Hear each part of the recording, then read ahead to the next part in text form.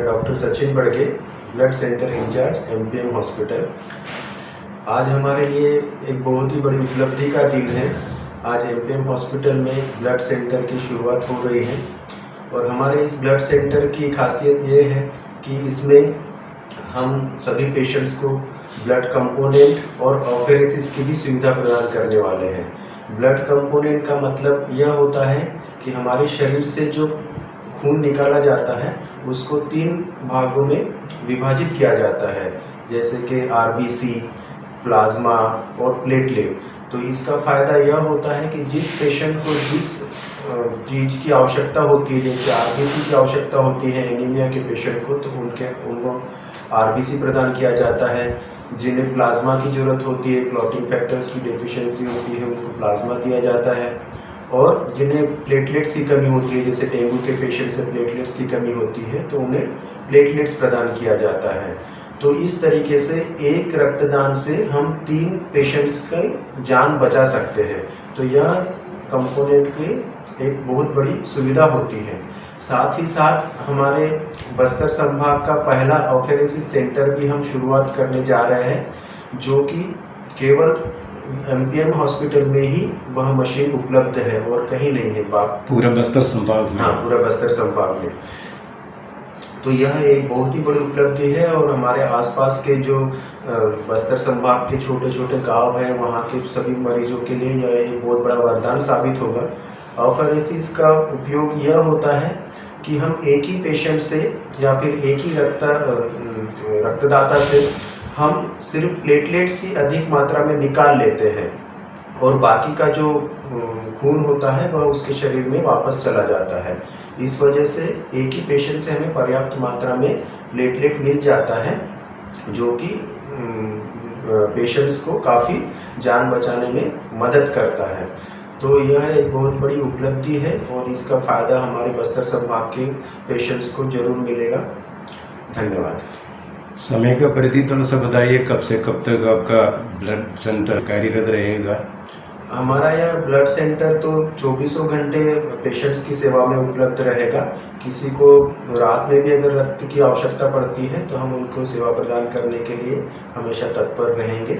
और बाहर के हॉस्पिटल्स में भी जैसे किसी को रक्त की आवश्यकता पड़ती है तो हम उन्हें भी रक्त आवश्यक रूप से प्रदान करेंगे।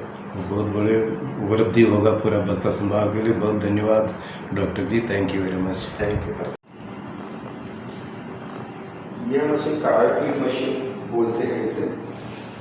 इसमें जो ब्लड हम लेते हैं पेशेंट से, उस बैग को इसमें घुमाया जाता है और घुमाने के बाद उसमें से एक ब्लड बैग के 3 भागों में उसको विभाजित किया जाता है। इसमें घुमाकर जो रेड ब्लड सेल होते हैं वो घूमने से नीचे बैठ जाते हैं और प्लाज्मा जो है वो ऊपर रह जाता है।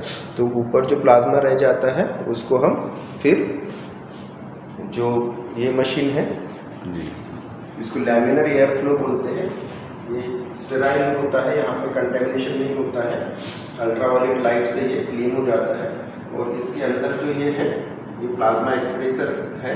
इसमें हम रख के जो ब्लड के अलग अलग भाग होते हैं, प्लाज्मा जो होता है उसको प्रेस करके अलग कर देते हैं। तो ये इसका उपयोग है प्लाज्मा एक्सप्रेसर और लैमिनर एयर फ्लो का। एजिटेटर और इंक्यूबेटर बोलते हैं इसे। इसमें हम प्लेटलेट्स को रखते हैं यहाँ पर, तो ये हिलते रहता है। प्लेटलेट्स को हमेशा ऐसे मूविंग में रखना पड़ता है, तो ये इसलिए उसको एजिटेटर बोलते हैं। यहाँ पर उसे प्लेटलेट को रखते हैं, 22 डिग्री सेंटीग्रेड में रखते हैं प्लेटलेट्स को। प्लेटलेट रखने का मशीन है। ये थाविंग बाथ बोलते हैं इसको। जो प्लाज्मा हम पेशेंट को देने से पहले जमा हुआ प्लाज्मा रहता है उसको हम इसमें लिक्विफाई करते हैं। ये डीप फ्रीजर है, ये -40 का डीप फ्रीजर है।